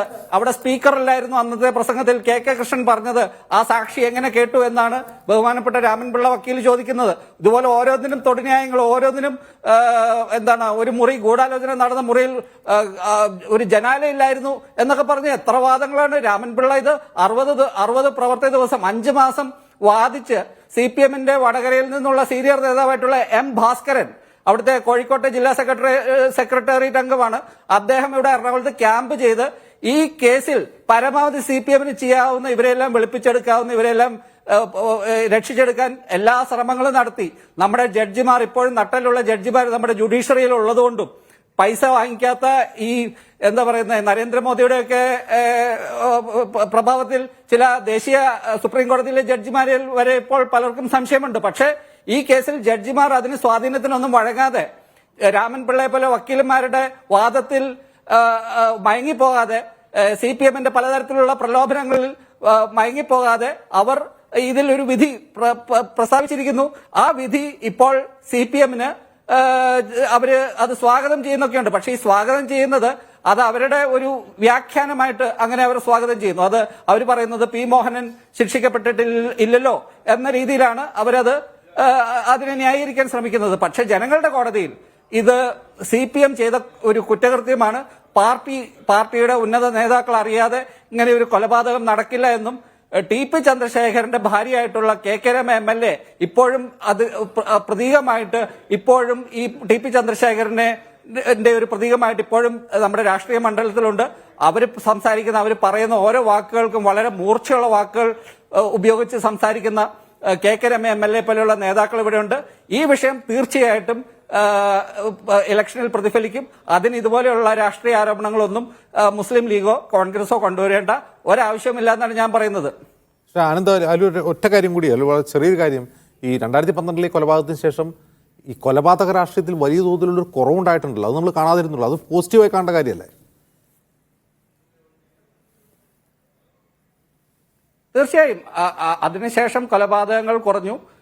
അതിനുശേഷം CPM എന്ന പാർട്ടിയിൽ തന്നെ അന്ന് പോൾ സക്കറിയ, നമ്മുടെ എഴുത്തുകാരനായിട്ടുള്ള പോൾ സക്കറിയ കാരവൻ മാസികയിൽ എഴുതിയിരുന്നു, CPM എന്ന പാർട്ടിയുടെ ഭാവി വളരെ ഭാവി തന്നെ ഇല്ലാതാകുന്ന തരത്തിലുള്ള ഒരു സംഭവമാണ് നടന്നിരിക്കുന്നതെന്ന്. പക്ഷെ അതിന് തൊട്ട് ശേഷം സോളാർ കേസ്, ബാർക്കോഴ കേസൊക്കെ പുറത്തു വരികയും CPM 2016 പിണറായി വിജയൻ ഒരിക്കലും മുഖ്യമന്ത്രിയാകില്ല എന്ന് കരുതിയ ആൾക്കാരുടെ കണക്കൂട്ടലെല്ലാം തെറ്റിച്ച് പിണറായി വിജയൻ മുഖ്യമന്ത്രിയാകുകയും വീണ്ടും കണക്കൂട്ടൽ തെറ്റിച്ച് അദ്ദേഹം രണ്ടാമത് മുഖ്യമന്ത്രിയാകുകയും വീണ്ടും വേണമെങ്കിൽ മൂന്നാമത് മുഖ്യമന്ത്രിയാകാൻ തയ്യാറായിട്ട് അദ്ദേഹം നിൽക്കുകയാണ്. മുസ്ലിം ലീഗിന്റെ ഈ ചാഞ്ചാട്ടമൊക്കെ ഉണ്ടല്ലോ.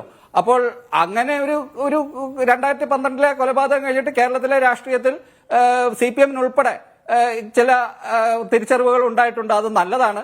കാരണം ഈ ജനാധിപത്യ ഒരു വ്യവസ്ഥയിൽ പ്രവർത്തിക്കുമ്പോൾ നമ്മൾ ആശയങ്ങളുമായിട്ട് എതിർക്കണം. അല്ലാതെ ഈ പറയുന്നതിന് തിരിച്ച് അല്ലെങ്കിൽ നമ്മുടെ പാർട്ടിയിൽ പ്രവർത്തിക്കുന്ന ഒരു നേതാവ് നാളെ വേറൊരു പാർട്ടിയിൽ പോയി ചേർന്നാൽ അയാളെ പോയി കൊല്ലാൻ നോക്കുന്നതല്ലല്ലോ ജനാധിപത്യം.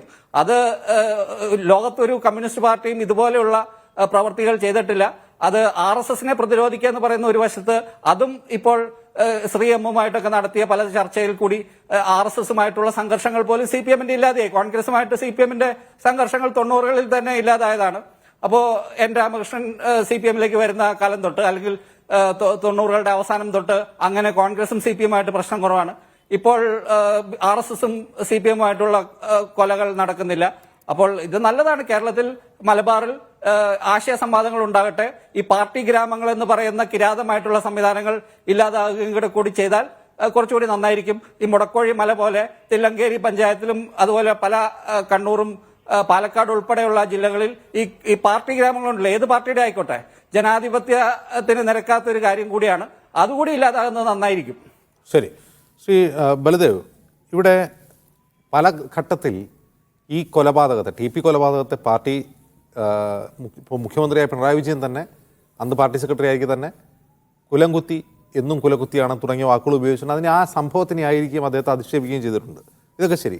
പക്ഷെ നമ്മൾ മനസ്സിലാക്കേണ്ട ഒരു കാര്യം, കഴിഞ്ഞ ദിവസം ഈ കൊയിലാണ്ടിയിൽ കൊല ചെയ്യപ്പെട്ട ഒരു പാർട്ടി പ്രാദേശിക നേതാവ്, അദ്ദേഹത്തെ എന്തിനാണ് കൊന്നതെന്ന് ചോദിച്ചപ്പോൾ, ഞാൻ പങ്കെടുത്തിട്ടുള്ള ധാരാളം സംഘർഷങ്ങൾ ഉണ്ടായിട്ടുണ്ട്, പാർട്ടിക്ക് വേണ്ടി ഞാൻ ചെയ്തിട്ടുണ്ട്, പക്ഷേ പിന്നീട് അവരെന്നെ തള്ളി പറഞ്ഞു എന്നാണ്. ഇത് ഒരുതരം കുടം തുറന്നു വിടുന്ന ഭൂതം പോലെയാണ് ഇത്. ഈ വയലൻസ്, പൊളിറ്റിക്കൽ വയലൻസ് എന്നുള്ളതിൻ്റെ ഏറ്റവും നല്ല ഉദാഹരണമാണത്. ആ കൊല ചെയ്യപ്പെട്ട പാർട്ടി നേതാവ് പൊതുസമ്മതനും ആ നാട്ടിൽ വേണ്ടപ്പെട്ട ഒരാളുമാണ്. വളരെ മൃദുഭാഷിയായ, അത്തരത്തിലൊരു പ്രശ്നവുമില്ലാത്തൊരു മനുഷ്യനാണ്.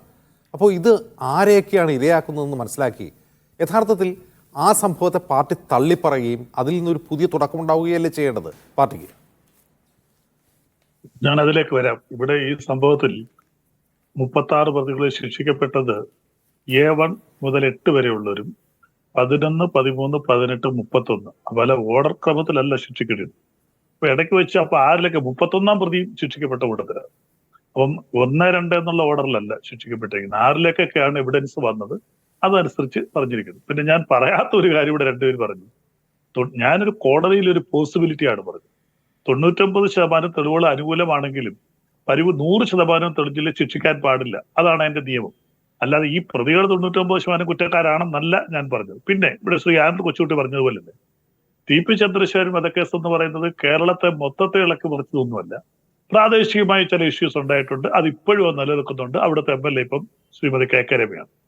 പക്ഷെ അത് സംസ്ഥാന അടിസ്ഥാനത്തിൽ ഇടതുപക്ഷത്തെ ബാധിച്ചിട്ടൊന്നുമില്ല. കാരണം അതിനുശേഷം നടന്ന 2016 തിരഞ്ഞെടുപ്പ് ഇടതുപക്ഷ മുന്നണി നല്ല ഭൂരിപക്ഷത്തിൽ അധികാരത്തിൽ വന്നു. 2020 കുറെ കൂടെ നല്ല ഭൂരിപക്ഷത്തിൽ അധികാരത്തിൽ വന്നു. ഈ 2 തെരഞ്ഞെടുപ്പുകളിലും TP ചന്ദ്രശേഖരൻ വധക്കേസ് വളരെ ശക്തമായിട്ട് കോൺഗ്രസും UDF ഉയർത്തിയതാണ്. അത് ആ പ്രാദേശികമായിട്ട് മാത്രം ഒതുങ്ങുന്ന ഒരു പ്രതിഭാസമായിട്ട് മാറി. അത് മറ്റു ഭാഗങ്ങളിലേക്ക് അത് പ്രതിഫലിച്ചത് പോലുമില്ല. അപ്പൊ അതിന് നമ്മൾ ആ രീതിയിൽ കണ്ടാൽ പിന്നെ അത് ഇതിനകത്ത് ഇവിടെ ബഹുമാനപ്പെട്ട കോൺഗ്രസിന്റെ വക്താവ് പറഞ്ഞത് ഈ സംഭവത്തിന് CPMന്റെ സംസ്ഥാന നേതാക്കന്മാരുമായിട്ട് പങ്കുണ്ട്. ഞാനും അതങ്ങ് അംഗീകരിച്ചു തരാം. പക്ഷെ ആരായിരുന്നു അത് കണ്ടുപിടിക്കേണ്ടത്? ഈ കേസ് അന്വേഷിച്ചത് 2012-ലാണ് ഞാൻ അന്വേഷിക്കുന്നത്, അല്ല 2014-ലല്ല. 2012-ൽ സംഭവം നടക്കുന്നു, 2012 തന്നെ അന്വേഷിക്കുന്നു, 2012-ൽ തന്നെ കുറ്റപത്രം കൊടുക്കുന്നു. വളരെ പെട്ടെന്ന് കുറ്റപത്രം കൊടുത്തൊരു സംഭവമാണ്. അപ്പൊ CPMന്റെ ജില്ലാ സംസ്ഥാന നേതാക്കന്മാർക്ക് 120B ഇതിനകത്ത് ക്രിമിനൽ കോൺസ്പിറസിയിൽ പങ്കെടുത്തിട്ടുണ്ടെങ്കിൽ അവർ നേരിട്ട് കൊലപാതകം ചെയ്തൊന്നല്ല. അതേ കുറ്റം തന്നെയാണ് 120B കൊടുക്കുന്നത്. അതേ ശിക്ഷ തന്നെയാണ്. 302 അതേ ശിക്ഷയാണ്. അപ്പോൾ എന്തുകൊണ്ട് കോൺഗ്രസ് ഗവൺമെന്റ് ഭരിച്ചിരുന്നപ്പോൾ അന്വേഷിച്ചപ്പോൾ ഈ പറഞ്ഞ ജില്ലാ സെക്രട്ടറിയിലേക്കോ കണ്ണൂർ ജില്ലാ സെക്രട്ടറിയിലേക്കോ സംസ്ഥാന കമ്മിറ്റി നേതാക്കന്മാരിലേക്കോ പോയില്ല? അതിന്റെ കുറ്റം ആരുടെയാണ്? അതിന് ഇടതുപക്ഷത്തിന്റെ കയ്യിലാണോ കുറ്റം? CPMന്റെ കയ്യിലാണോ കുറ്റം?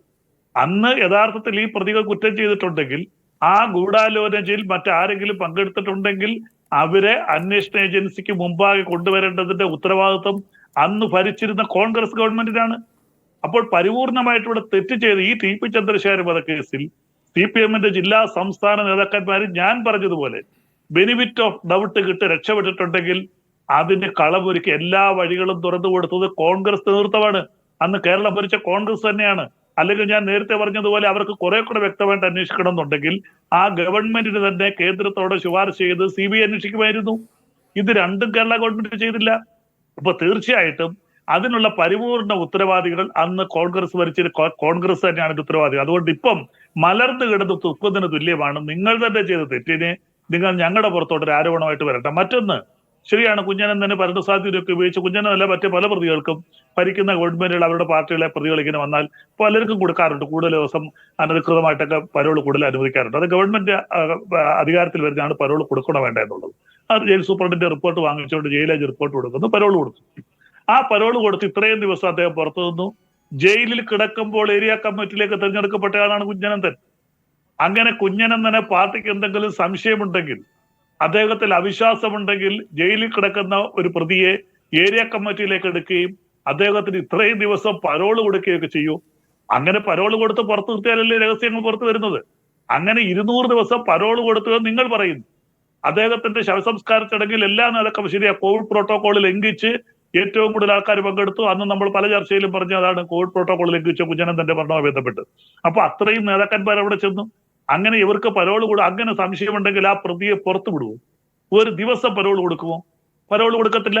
ജയിലിൽ പോലും ആ പ്രതിക്ക് സന്ദർശകരെ റെസ്ട്രിക്ട് ചെയ്യും.